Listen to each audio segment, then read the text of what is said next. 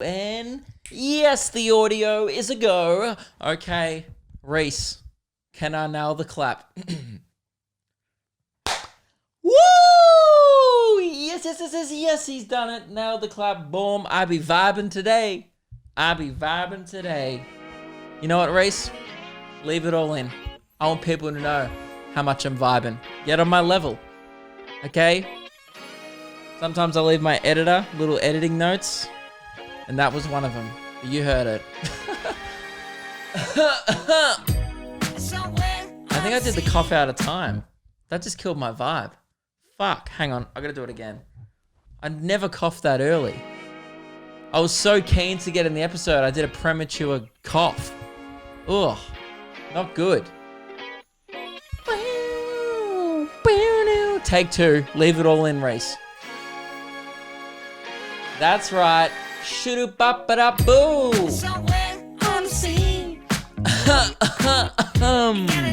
That's a better timed cough. La da da, so to speak. What the da ba da boo? Shoo-doo-doo. La da da. Welcome to episode 173 of Legends of a Lanky Lecturer. That one was sent in by Zach. Zach sent in like 20 intros, so we're just working through them. Sent me a big, long email. Clearly spent a lot of time just on the internet, you know, thesaurus. Maybe you got an actual real book and was just like synonyms for memoirs, synonyms for white guy, and just went through the whole fucking book. So I respect that. And yeah, we're doing it. And as you heard at the start, I be vibing today. The weather's out, sun's out, guns out, obviously. I've been shredding in the world gym. I don't have to tell you. You probably saw my progress. I feel like people look at me now and go, wow, that's good. You know, usually like back in 3 weeks ago, Luke, people looking at me going, oh, that pensioner's got a shit rig. And now it's like, oh, does Australia have a new boy band? Is he the bassist? You know, I'm not saying I'm like the lead. I'm not saying I'm like the hottie in the boy band. I'm like the fun larrikin one. But still, you know, give me one more month, you know, from the neck down, I'll look like the least popular member of a boy band. And that's a promise to everyone out there. I know a lot of you look up to me, obviously as your comedy idol and your fitness idol now. So for all the people who look up to me as their trainer, because obviously I'm leading a revolution. It's the World Gym. It's the Luke Kidgell School of Fitness. Join today. There's uniforms at lukekidgell.com. Yeah, if you want to become a member, anyone can join. It is free to join, but if you want to show you're a part of it, obviously cop the merch. Anyway, yeah, that's my promise to you. My rig will be like the bassist or the fourth least hot member of your standard boy band. We're talking UK, so a little scrawny. Not like an American boy band where they've got a little more hunk to them. I'm talking like UK, pale, and looks better with a shirt on. But that's goals. You know, that's better than what I was at. So, you know, you don't strive for perfection. You always strive for fourth best. Participation award. That's what I strive for out there in the world gym. It's not about winning. It's about just getting out there. And then if you set the bar low, you'll never be disappointed. And that's just a great metaphor for life. You know, that's just a good thing to carry with you throughout. You know, oh, I really want this promotion. Hey, dude, if your feet touch the ground this morning, you're winning, right? Oh, you did a blink? Congratulations. Oh, what? You blew out carbon dioxide, breathed in a little oxygen. Crushing it, my dude. Keep it up. You know, the bar's low here. So this is a podcast where everyone can feel like they're succeeding because I've set the bar at breathing. So if you are dead listening to this podcast, I'm sorry, but you are not doing good enough. Lift your game, okay? And your pulse, because that's probably getting a little concerning now. So, you know, that's not my fault. If you're dead, you're fucking trash. and I'm better than you. Because that's it. That's how I do it. So, yeah. And don't edit anything out of this podcast, Reese. I am fired up today. I just want to give a pre-warning to my editor, Reese. You don't have to watch any of it through today. You know, I'm not going to say anything cooked, anything fucked. I think very rarely, on the off chance I might have said someone's name I shouldn't have, so I might cut that out. But there's very few edits ever in this podcast. It is pretty raw content. But I just want to say, Reese, leave it all in. All right. And I do like to give Reese little editing notes throughout the podcast. Some of my favorite bits of content. Often, actually, the things he does cut out is me just wishing him good luck. Sometimes I'll just chuck on the camera, as I did at the start of the podcast, and I'll just be like, Reese, mate, good luck out there for today's edit. Hit him hard. I'm going to be talking about this, and this. And yeah, full credit to the boys. Good luck out there, champ. And then I just hit record, and you guys never hear that. But I can keep leaving in my pep talks to Reese if you guys want to see some real behind the scenes content. They're not great. That's usually why they cut out. And usually Reese makes a great decision not to leave those in because they're average at best. But yeah, the reason why I'm so excited is it's Monday afternoon currently when I'm recording this, and Melbourne has just been informed that we are nearing the end of lockdown. I'm not out of it yet, okay? Nearing it. But the sun is out, you know, which means, as you can tell right now, I don't know how to wear my cap. You know, like I'm wearing my Bunnings cap, by the way, for audio listeners, and I'm just not sure how I want to go, because if I wear it sideways like this, I look like Avril Lavigne in 2005, and that is not it. Right? But if I wear it at a 45-degree angle, not great UV protection, plus I look like a backup dancer from the 90s, you know, in like a hip-hop video.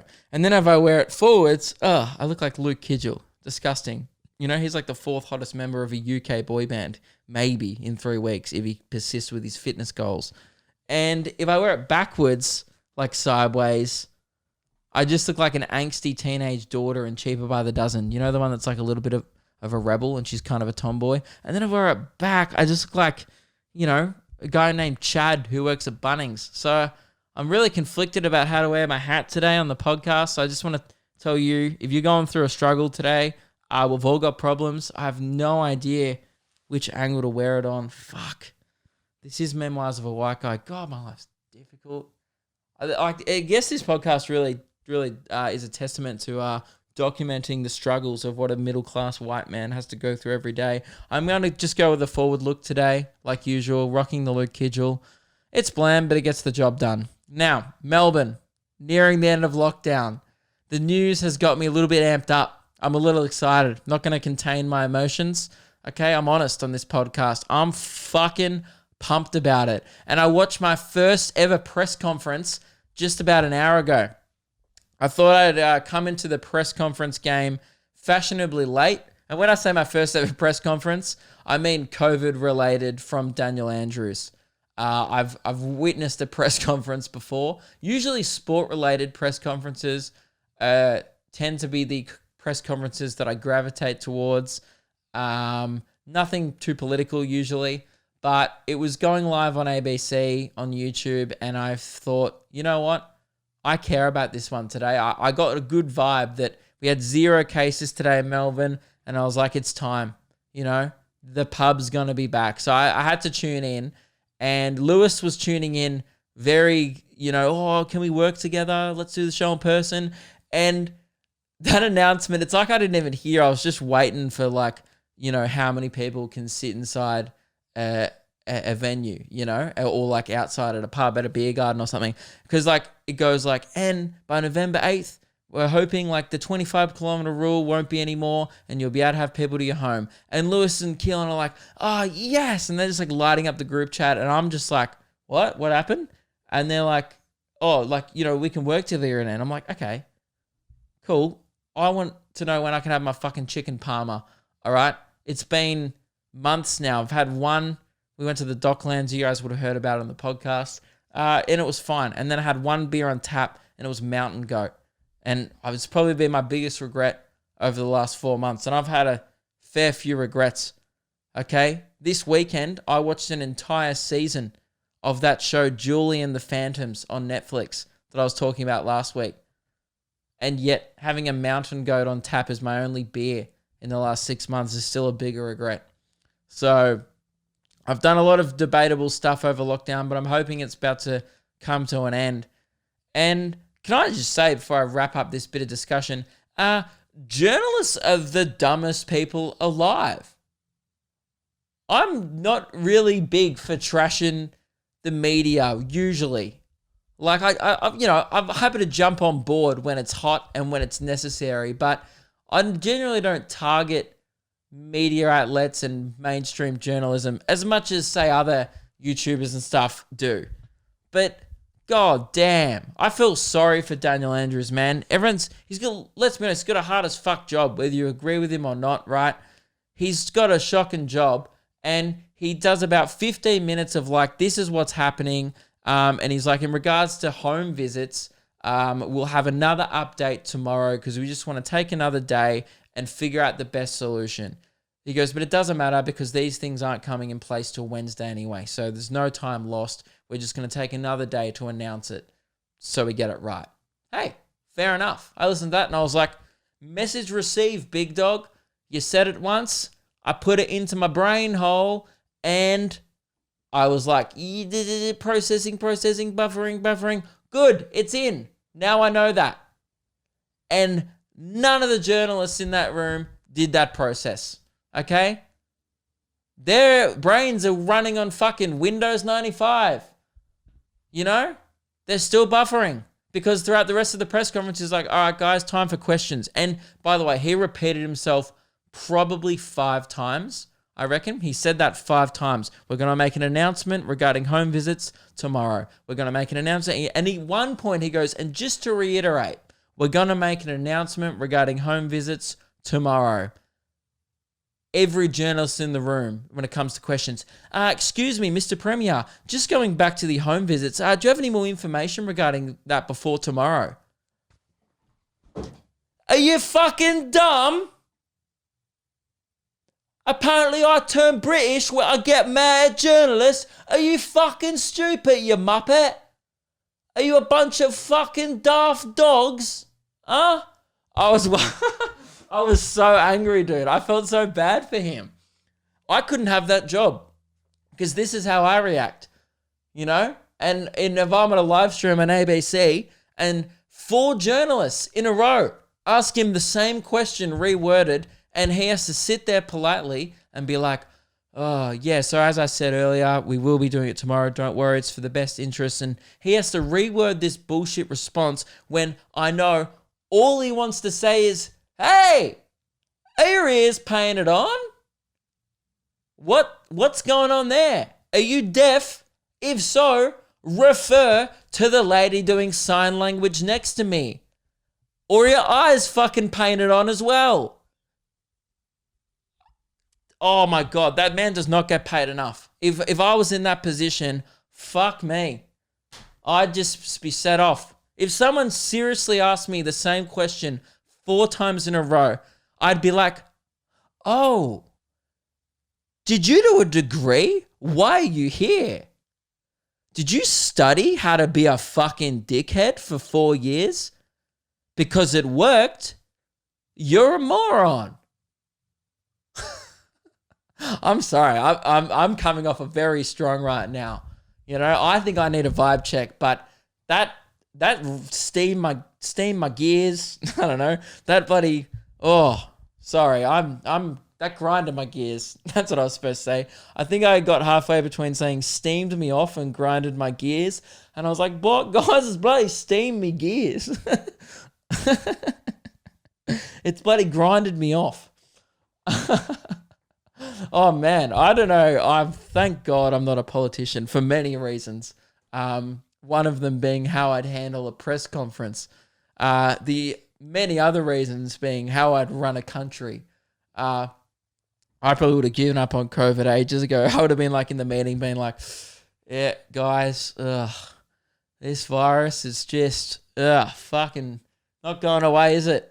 You know, I feel like that's what America did. They were like, yeah, it's not going away, so let's just, anyone got any ideas? And then America were like, oh, we could just give up and put everyone who lives in our country at risk. And they were like, all right, all in favor? All right, done. Let's move on.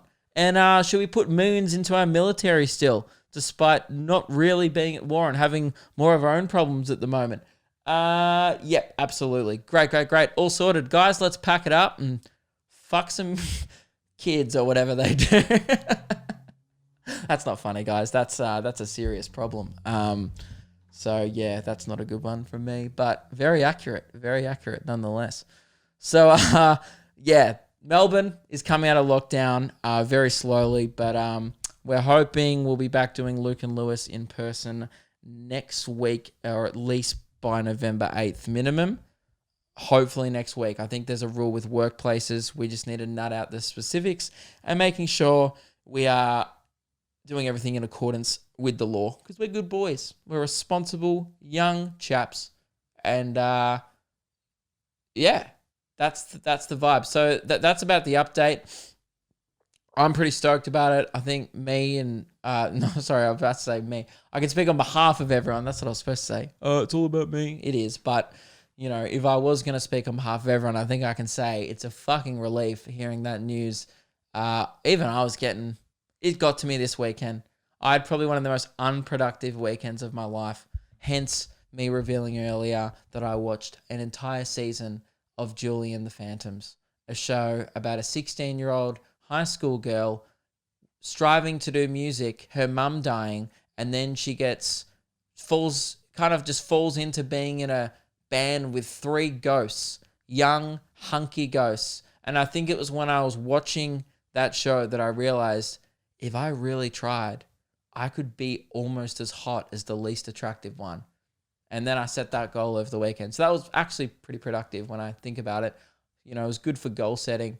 But yeah, I watched the 2 Borat movies. If you want to go hear my thoughts on Borat, and when I say 2, I watched the original because I hadn't seen it in years. The last time I saw Borat, I was so young when I watched it that I didn't even realize that he was actually doing all that shit in public. I kind of just thought it was a movie. I thought it was like all set up, because like you watch the start bit of Borat and your kid brain just goes like, oh, this is a movie. It's set up. It's set in Kazakhstan. Cool. Yeah, I get it. And for the rest of the time, I think I was too young and immature to even understand that Sasha was like just going out and doing all this shit in public. Anyway, so it was kind of good watching Borat again. And then I watched the second one, the new one afterwards. If you want to go hear my thoughts on that, go check out today's episode of Luke and Lewis, or Tuesday's episode. Should be today's episode of Luke and Lewis. We'll be talking about it for a while. So I don't want to cover any ground twice. But in saying that, I do want to talk about this still, because we talked about it a little bit in Luke and Lewis. But oh my God, the grand final weekend was this weekend. And look, regardless if you're into sport or not, you know, I'll touch on the things that aren't particularly to do with the actual game. It was a great game. I thought it was actually one of the best AFL grand finals we've had in a while. Except for the last quarter was average, but you know, there was some injuries, some real tough contests. The novelty of it being at nighttime at the Gabba was pretty cool. So, you know, it was weird. It definitely didn't feel like a grand final, though. And I also didn't really give a shit who won. It was between Geelong and Richmond. And the vibe was like, yeah, look, Richmond are fucking annoying, but geez, Geelong are kind of dogs, aren't they? So I just went for the dogs. You know, I was obviously up for, you know, I was going for Geelong. Fuck, Dangerfield's a bit of a prick, isn't he? Anyway, there was just some real behind-the-scenes action happening. It's been frequent throughout the year. But anyway, so I didn't really give a shit who won. I was just kind of going for Geelong because I was like, look, I'm sick of Richmond winning. Just give someone else a go. That's it. Share it round. Sharing is caring. And I'm not even saying like Melbourne should win. I'm a Demons supporter, right?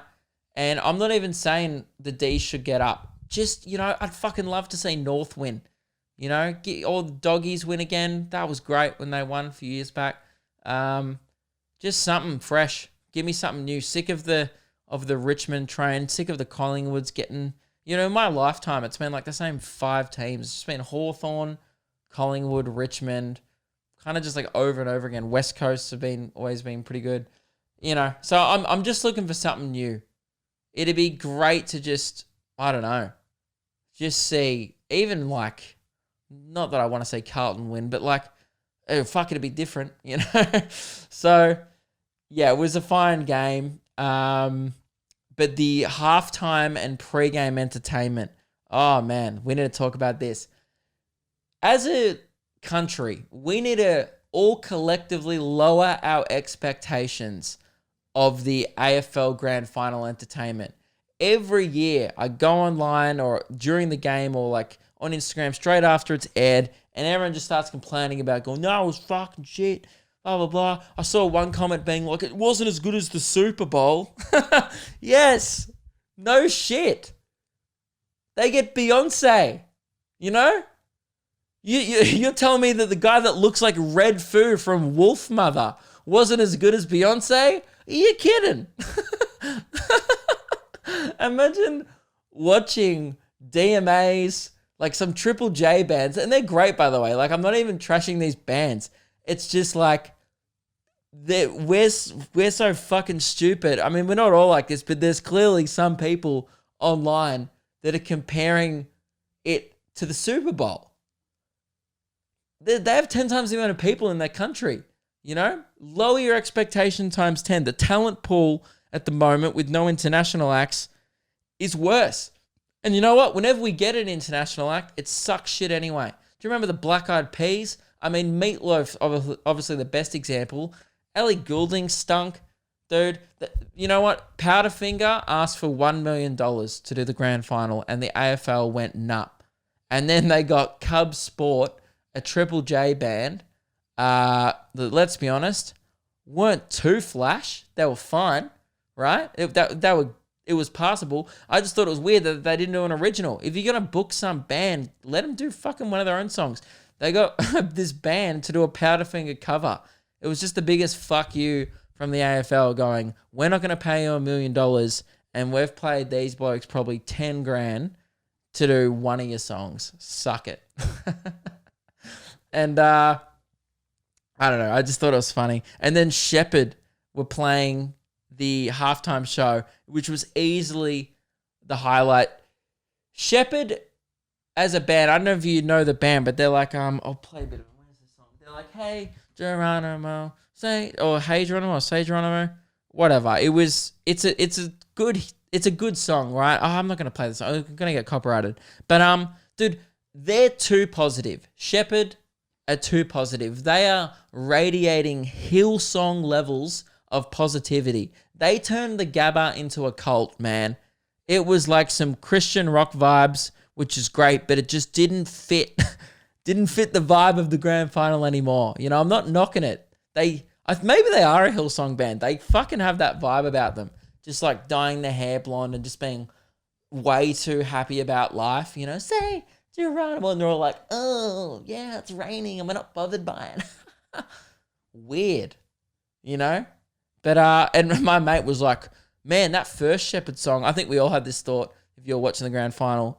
Do you guys hear their first song? And I think every single family in the country went, oh, is this by Shepherd? Oh, cool. Yeah, I knew the song, but I was like, oh, they sing it. That's cool. I actually thought it was fun. It was just hilarious to me that one of my mates, I was messaging him when we were watching it, and he just like messaged me going, man, I used to like Shepherd, back before they were cool. And I lost it, dude. Imagine watching an Australian band and then trying to claim like you were cool for knowing them before they were cool. And I'm like, mate, they're still not cool. He's like, oh, I knew Shepherd before they were popular. I'm like, mate, you still do. They're not that popular. They were the second choice to Powderfinger. So you're still like indie weird music that no one cares about, mate. Congratulations. You know, the real OGs know Shepherd from the Bible. You know, they played Barn Fest in the year 0. They headlined with the Three Kings, dude. Okay? The real fucking OGs know Shepherd from way back. So I don't want to flex my music knowledge on ya, but that's where I know Shepherd from. There used to be 3 Shepherds, and now it's just the one, actually. I think that's so funny, man. They just must have been watching that shit going, God, we should have just coughed out the money. They weren't even bad. It was just so forgettable. And I know that's mean because like they seem like really nice people. You know, I bet you I get along with them. Awesome. It's just I can't put my finger on what the problem is. Actually, I don't want to knock Shed, but I actually thought they were great. Some people were trashing them online. I thought they were really good.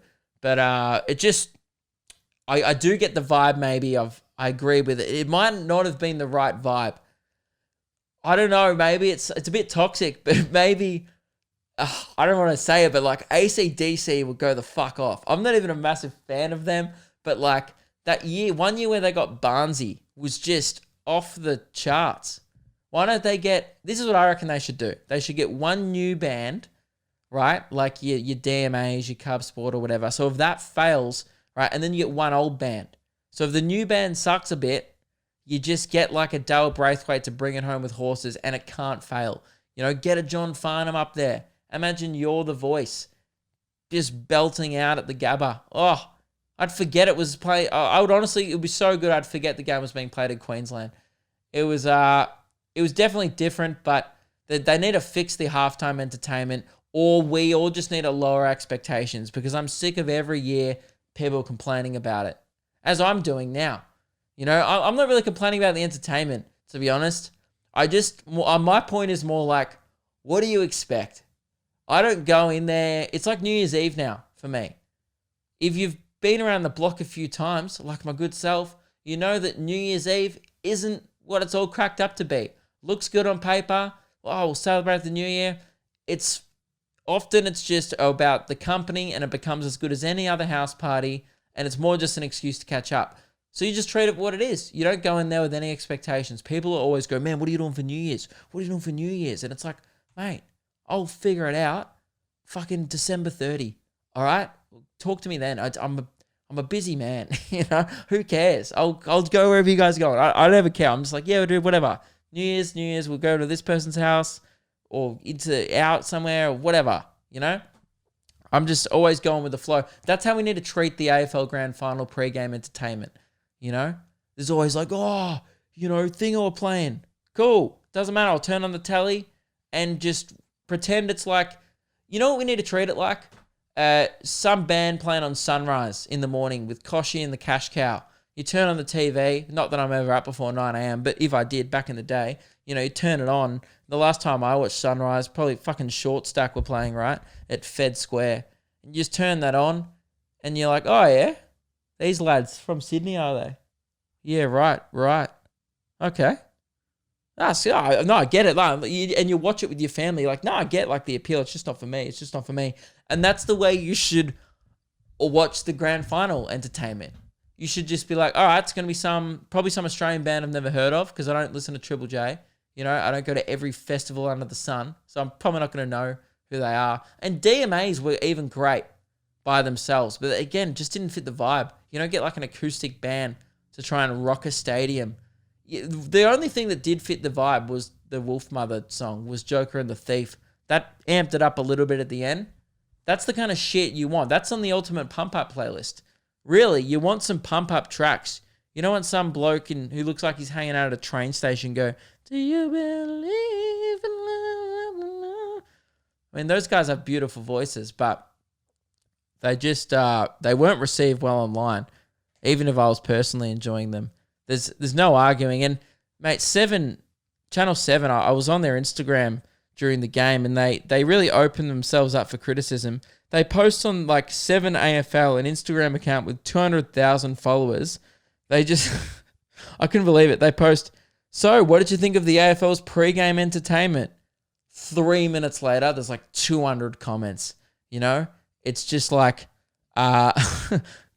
even like Footy Unclassified, another show on TV, right? Were like great bands, but songs just need to be more hyped. Joker and the Thief was huge though, so even they're not being fully positive. Dan Andrews was more entertaining this year. Unbelievably underwhelming. That's from Jeremy. He wasn't impressed with it. And I agree with Cameron, man.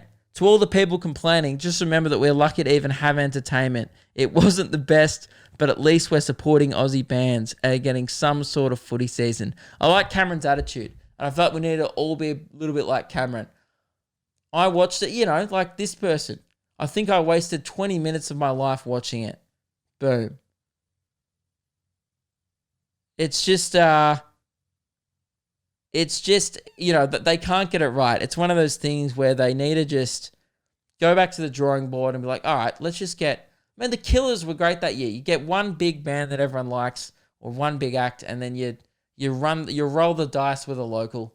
Guys, we'll do some flex chat for sure.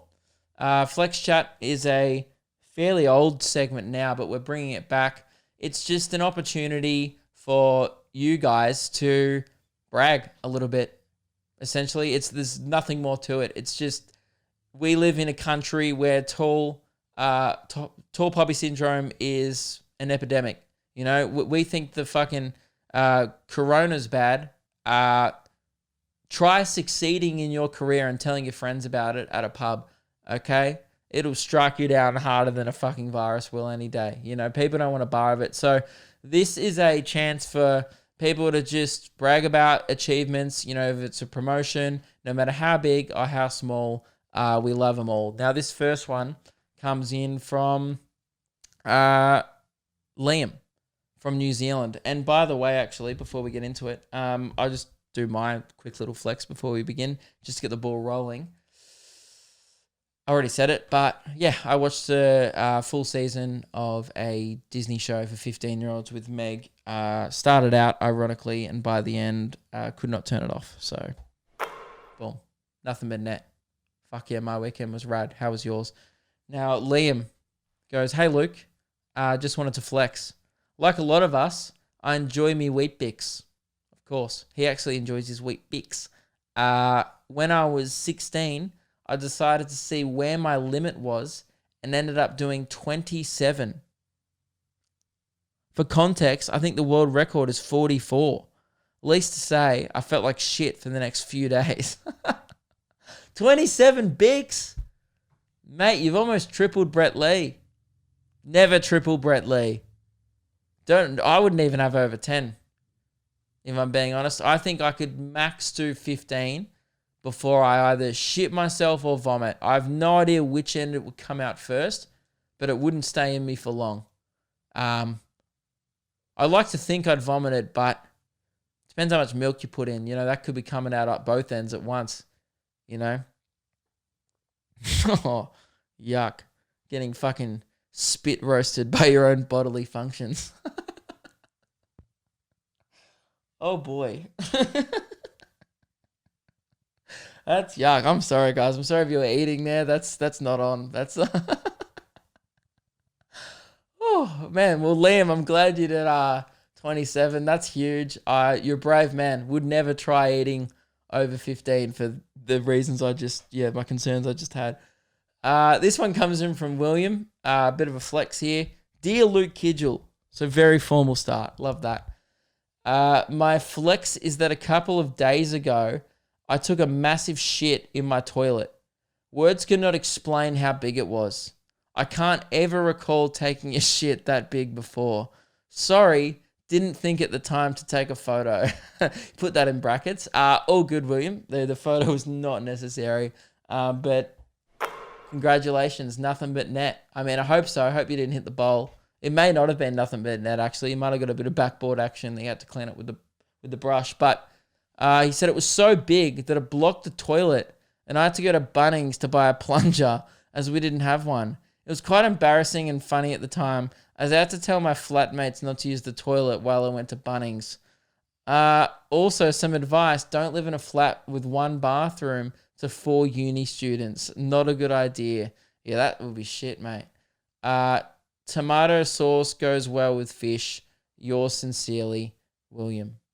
Well, he's really pissed me off at the end there, but before that, I was loving your email, William. Thanks very much for sending it in. And that is, you can send me at lukekidgellpodcast@gmail.com. And if you guys can't remember that, we actually got sent a little bloody jingle here. This is from Kelsey.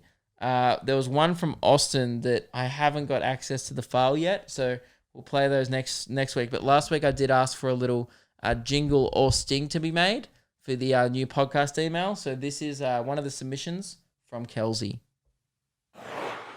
lukekidgellpodcast@gmail.com.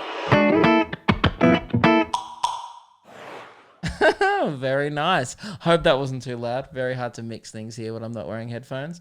But that was great. I mean, it wasn't, it was kind of just me. It wasn't that catchy because I fucked that up. I thought Kelsey's additions were great. We'll play it again, but I feel like I let the team down here. Look at you podcast at gmail.com. That bit at the end, so catchy. Do. Very good. And he used my from last week, which is very cool. So yeah, that's a great one. This one comes in from Zoe. Bit of a flex. Hi, Luke. I just somehow graduated year 12 in a pandemic. Also, it's kind of disappointing in your last podcast, you wore a hat to cover your mullet. You needed to commit to the mullet. Oh, fuck. Well, noted, Zoe. I'm wearing a hat again, and that was never part of the rules that I had to commit to it. You know, like I feel like wearing a Bunnings hat is fair game. It almost adds to the mullet. You know, there's definitely something to it. My hair's just too long. It's not actually the mullet. It's just still so long on top. It kind of just gets in my face and I play with it all the time. So that's kind of why that's why I wear a hat, is mainly so I'm not fiddling with my hair. But I do, your concerns are noted, Zoe. However, we all know at this point that I'm pretty stubborn and usually laugh off any criticism aimed at me. So will not be taking that on board. Gonna leave the hat on. This one is from Not Sure. Not sure who it's from. Hang on. It's just, fuck, sorry. I'm not sure whose this is, but yeah, damn it. Now I feel bad. I haven't got the emails open. I've just got it in a Word document. My flex is that I painted this ghost. That's pretty much it. I reckon my ghost is better than any ghost you could paint or draw. Sick mullet though, bro. Thanks, dude. And I'm looking at the picture of the ghost. We'll chuck up a picture on the screen now. Reese, edit that one in, mate. Another little editing note. Yeah, look, it's a very good drawing, but it's not really a ghost. I don't want to trash it. It looks like a kid with a sheet over it and then weird Men in Black sunnies on the ghost instead of eye holes. I've just never seen a ghost wear jeans. So if I was really to draw a ghost, I'd just draw a vague outline of something on a piece of paper, and that would actually be more realistic. However, the style of art and attention to detail of the shadowing of the sheet, very impressive. So whoever sent that in, love your work, keep it up. And yeah, guys, big old swish for that. Boom, nothing but net. Keep hitting those bags, dude. So yeah, we could do unpopular opinions. What else do I have to discuss? I feel like I have more to discuss. You know, I've had a big weekend of binge watching stuff. Oh yeah, I forgot to say, but I was just thinking during the week, like the Richmond boys had a big win. Obviously, won the grand final on the in Queensland. And I just thought, mate, those Gold Coast strip clubs would not have been ready. You know, they would have thought Schoolies was busy. Mate, some of those girls would have made so much money.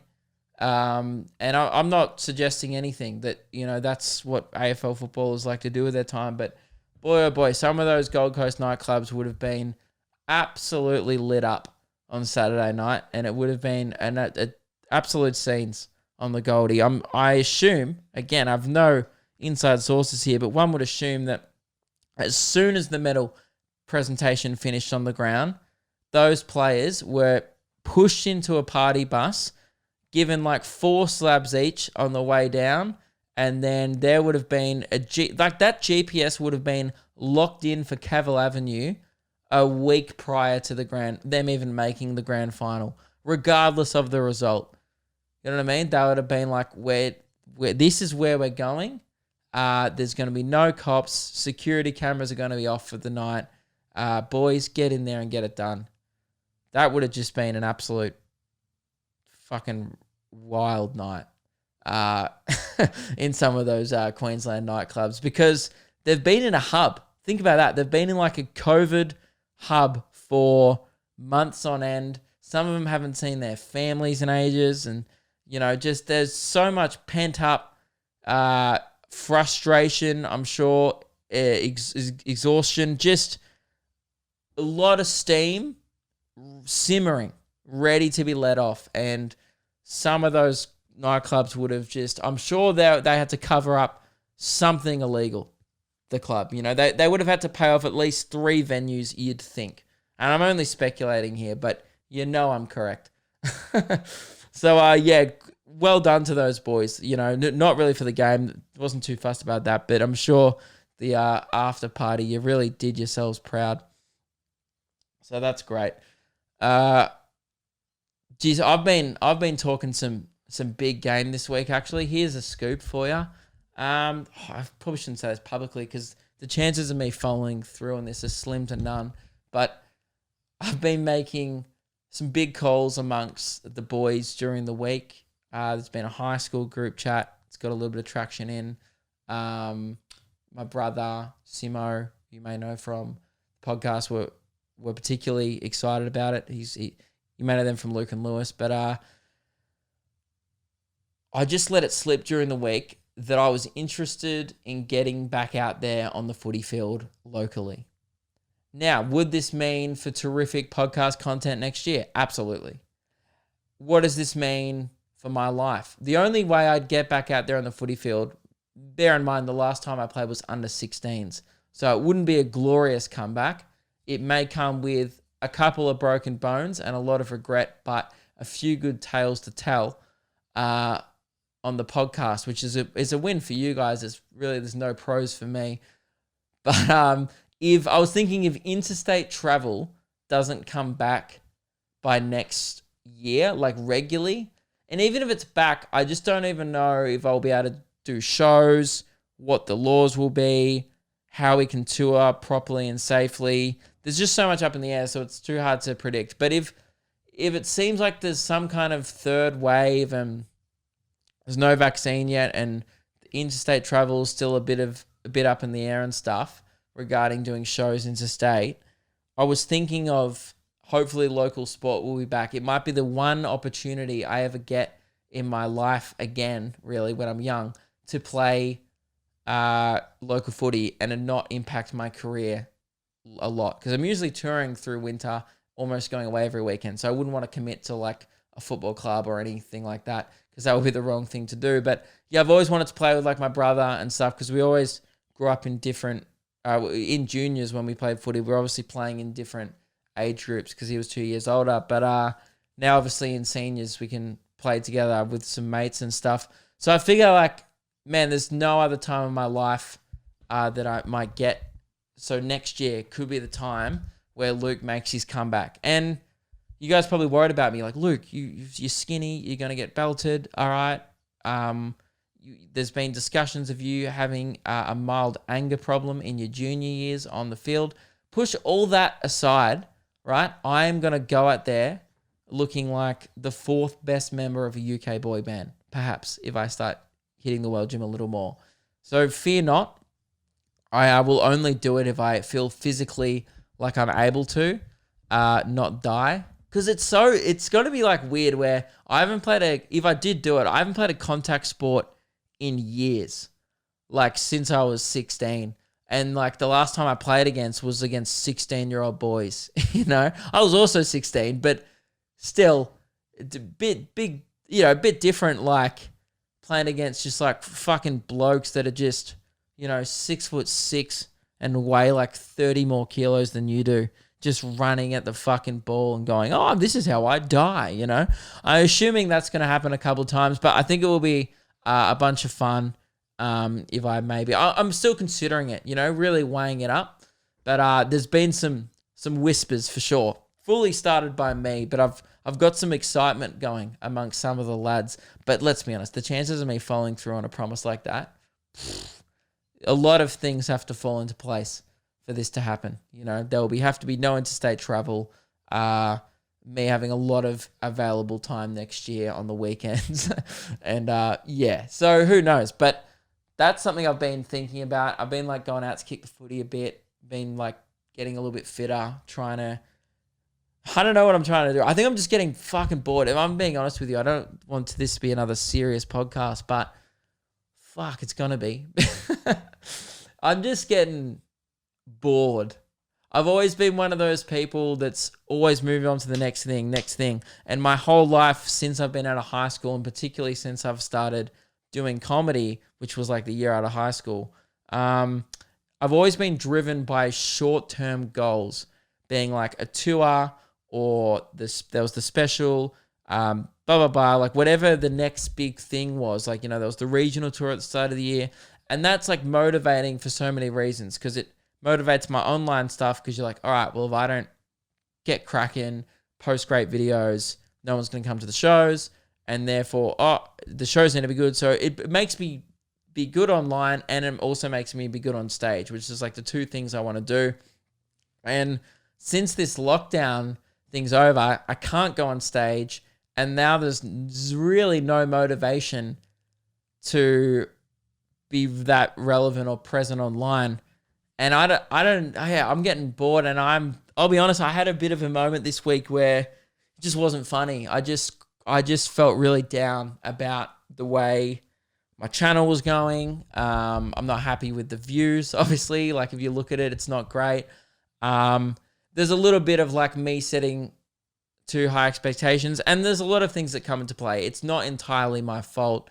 Obviously, my channel was going quite well before COVID hit. But also I don't want to blame COVID, because, I could have done different things during lockdown to maintain the viewership that I had and stuff that I slipped behind on. I did only Bachelor videos, which lost a lot of people. And then there was a bunch of mistakes along the way, but I think I was just doing that because I had no idea of what the fuck I was wanting to do with this platform and this channel anymore. Because my whole direction, I spent all of 2019 building up, like, I'm a stand-up comedian. I was getting huge on TikTok, being the stand-up guy. Everyone in the street was like, man, like, you're a comedian. You're a comedian. No one would call me a YouTuber for like a fucking year.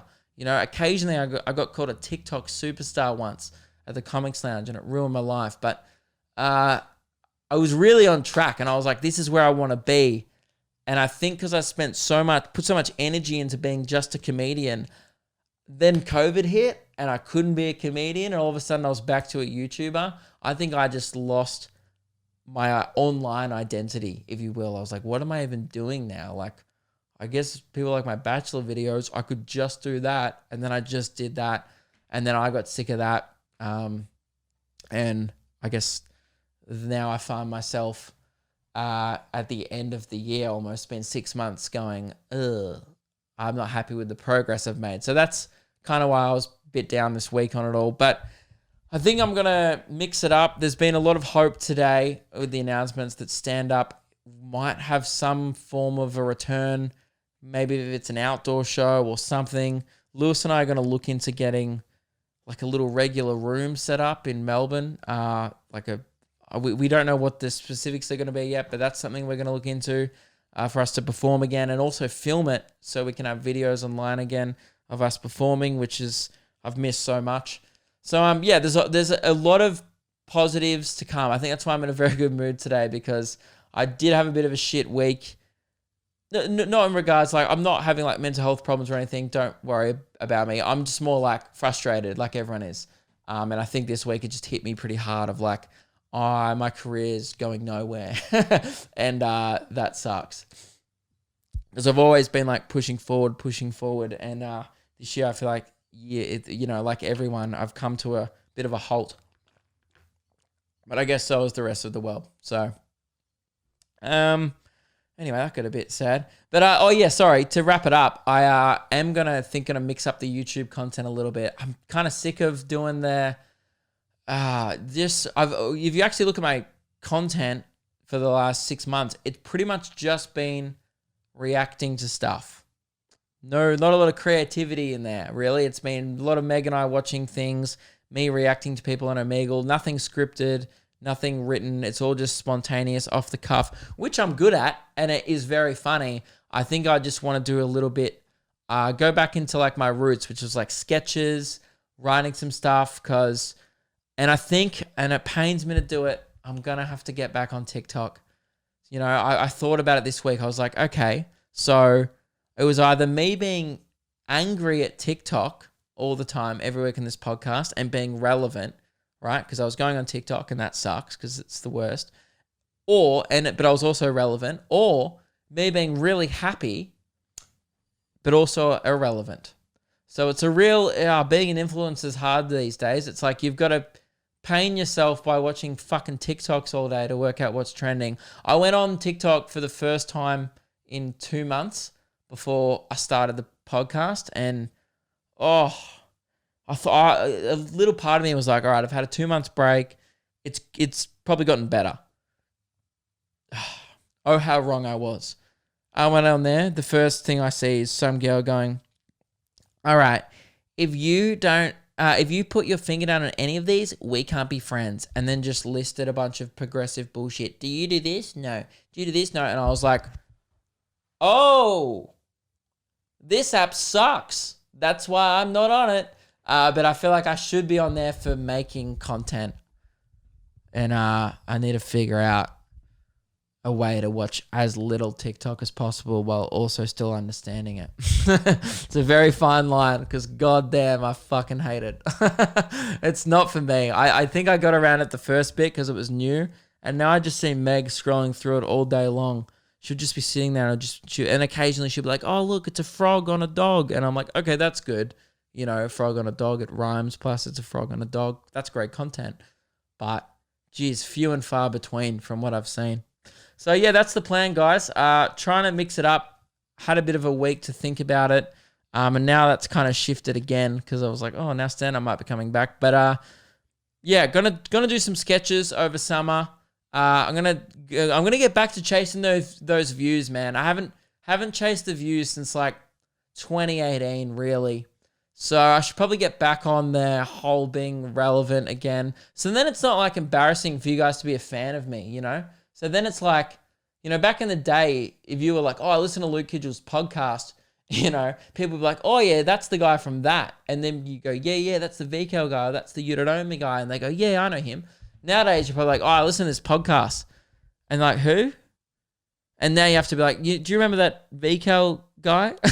They go, kind of. So I feel like I need to like make a little bit of a comeback is what I'm thinking. So bear with me. I'm doing my best, and hopefully by the time shows come around again, I'll be back to being a relevant person on the internet, which is good, and I'm very excited about it. So yeah, thank you all for sticking by me throughout this year. It's been fucking awesome, but it looks like positive news is finally here, at least for people in Victoria, which means a few things. It means hopefully stand-up will be coming back. It also means Reese, who edits this podcast, we're going to start working together a little bit closely.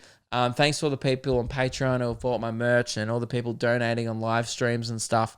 I can now actually afford to employ someone a couple of days a week, like properly, like pay their fucking health insurance and you know what I mean? Like have an employee, which is for the first time ever.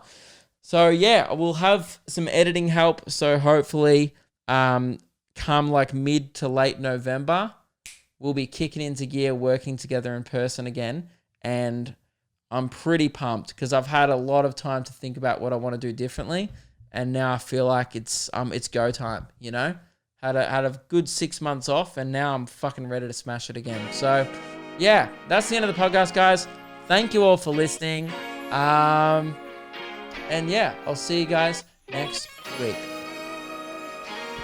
Oh, that's the most regrettable end ever for audio listeners. I just shit face. Goodbye.